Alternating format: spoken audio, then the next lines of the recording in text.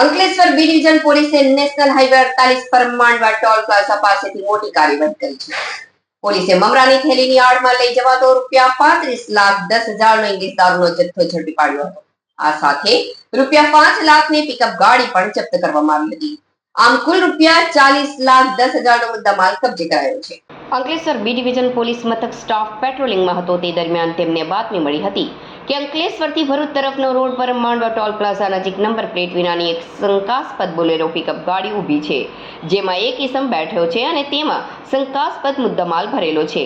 આ બાતમીના આધારે પોલીસે તાત્કાલિક દરોડા પાડ્યા હતા. પોલીસે શંકાસ્પદ ગાડીની તલાશી લેતા તેમાં મમરાની થેલીની નીચે સંતાડેલા ઇંગ્લિશ દારૂનો મોટો જથ્થો મળી આવ્યો હતો.